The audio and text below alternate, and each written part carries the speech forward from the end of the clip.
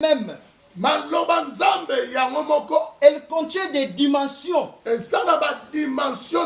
pour qu'elle devienne vie et esprit à nous. La première dimension que la parole contient, la méditation. Alléluia. Amen. Pour rééduquer ma vie, je dois la rééduquer par rapport à la parole de Dieu. Et dans la parole de Dieu, la première dimension qu'elle contient, la méditation de la parole. Prendre le temps de lire la parole. Regardez, lire, méditer la parole. Psaume 1, chapitre 1 à, Psaume 1 à 2 dit, Psaume 1, verset 1, tu n'as dit. Heureux l'homme qui ne marche pas selon les conseils des méchants. Qui ne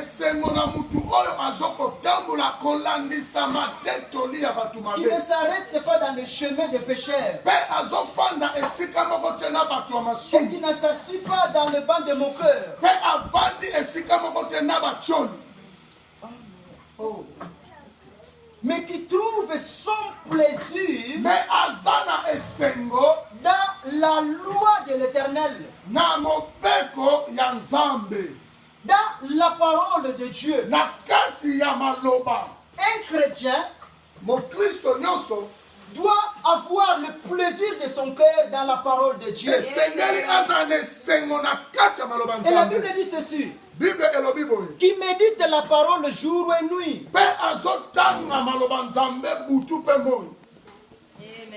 Amen. Amen. Ça, c'est la première dimension. La deuxième dimension, pour rééduquer l'homme nouveau, avec la parole, l'écoute de la parole. Amen. Amen. C'est pourquoi je disais, à des fois moi je suis prédicateur. Mais à des fois je reste 2 heures du temps, 3 heures du temps devant l'internet. Et j'écoute les prédications. Parce que j'ai besoin d'écouter aussi. J'écoute. Ça, c'est la deuxième dimension. Et la Bible dit ceci: la foi vient de ce qu'on entend, de ce qu'on écoute.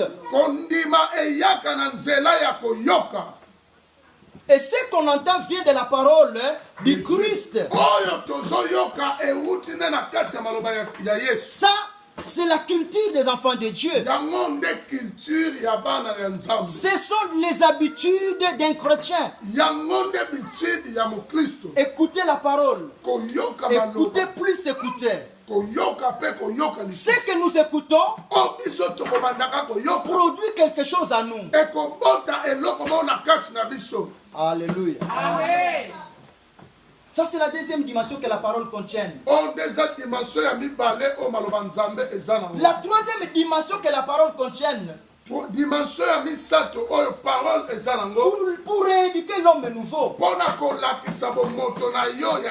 pratiquer la parole,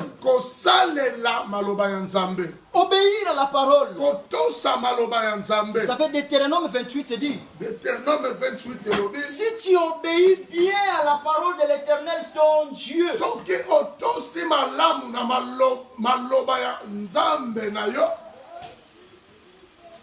Amen. Amen. Et Jacques dit ceci: n'écoutez pas seulement la parole,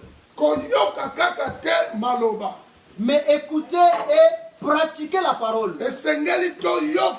Ce qui est important dans la parole, quand je la médite, quand je l'écoute, je dois la pratiquer. Oh. C'est ça qui fait la différence. Je Je peux écouter 1000 prédications. Je peux sélectionner tous les pasteurs du monde qui prêchent bien. Mais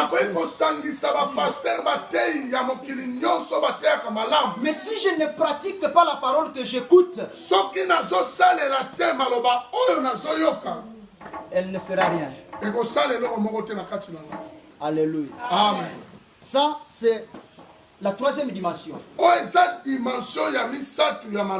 Obéir à la parole, pratiquer la parole. Et ça, c'est le vrai problème que nous avons comme des chrétiens. Est-ce qu'on prêche ou on ne prêche pas? Est-ce que nous prêchons ou pas? Mais ce qui fait la différence, c'est la pratique de la parole. Si tu écoutes la parole et tu ne la pratiques pas, Jacques dit ceci. C'est comme les femmes qui aiment se regarder dans le miroir. Ça, c'est l'habitude des femmes. Un homme ne peut pas rester 10 minutes devant le miroir. C'est juste pour regarder la face. Je vais... Mais femme peut rester. Je suis marié, j'ai une femme, je sais de quoi je parle. Quelqu'un qui écoute la parole et qui ne la pratique pas, il est semblable à un homme qui se regarde devant le miroir. Il voit comment il est et tout ça. Après 3 minutes, 5 minutes, il oublie même sa face comment il est.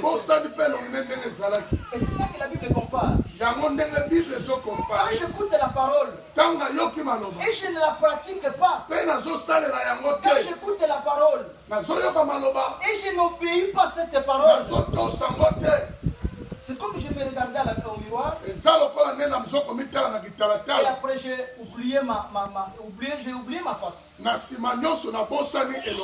Ça nous servira de rien. Écoutons la parole, méditons la parole et obéissons à la parole. Pratiquons la parole. Alléluia. Amen. La quatrième dimension que la parole contient,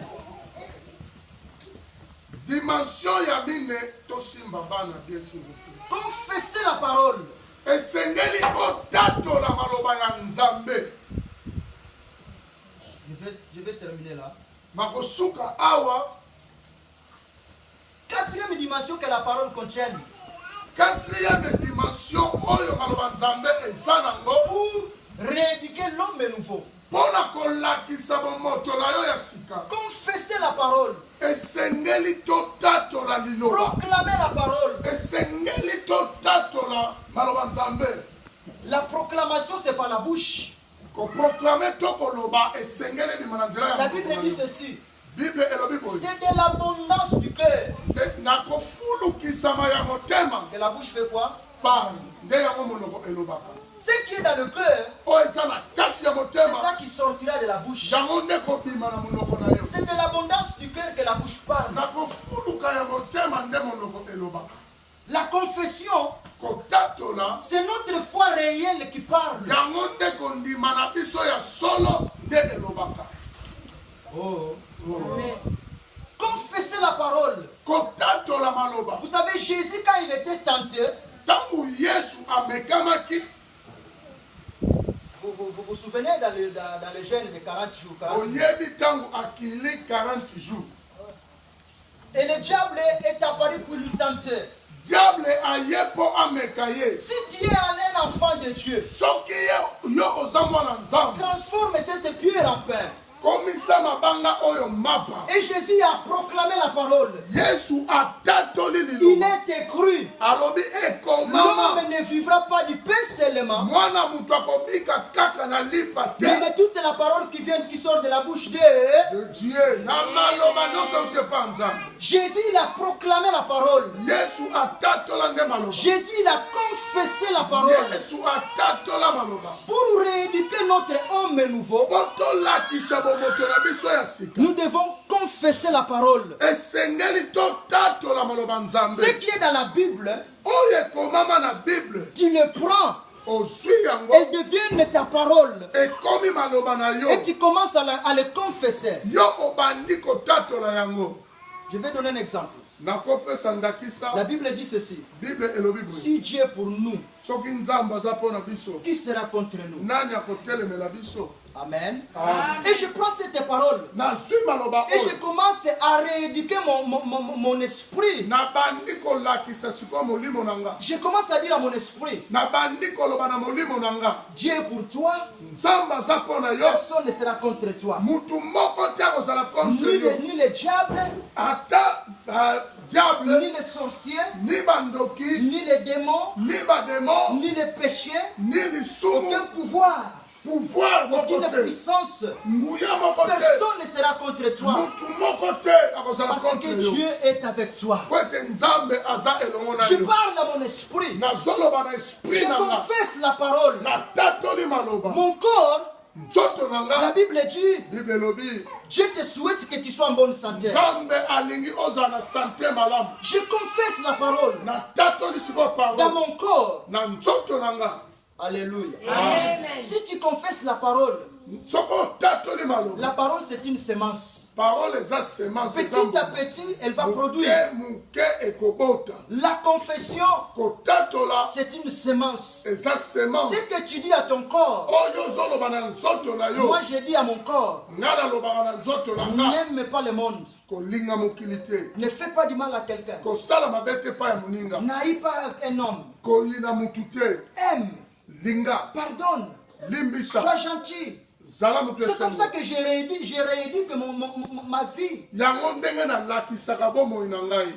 Alléluia. Amen. Par la confession de la parole. Je vais finir. Quelqu'un peut lire avec nous Psaume chapitre 103. Verset 20. Verset 20. Psaume 103, verset 20. On va finir par là.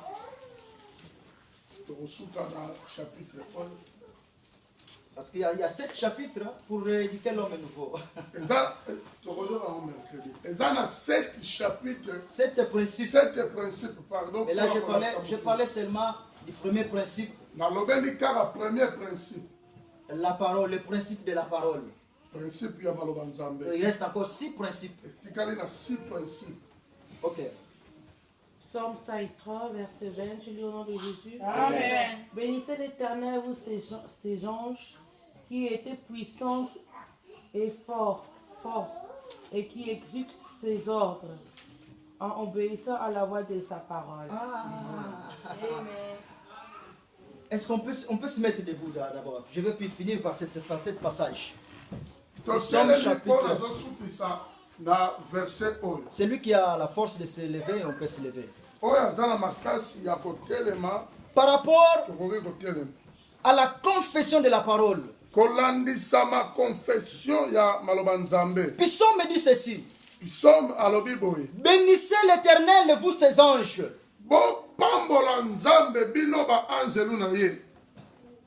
qui êtes puissants en force et qui exécutent. Non. Les anges qui exécutent la parole. Dans ce passage, ce n'est pas Dieu qui exécute la parole. Mais comprenez le langage. Yes. Bénissez l'Éternel, vous ses anges. On parle de quoi? De Dieu ou bien des anges? Des anges. Qui êtes puissants en force. Et qui exécutait sa parole. Ils exécutent la parole de Dieu. Et comme ma vie est pas nabiso. Ça devient une vie pour nous. En obéissant à la voix, en obéissant à la voix de sa parole. Est-ce que quelqu'un me comprend? Amen. C'est-à-dire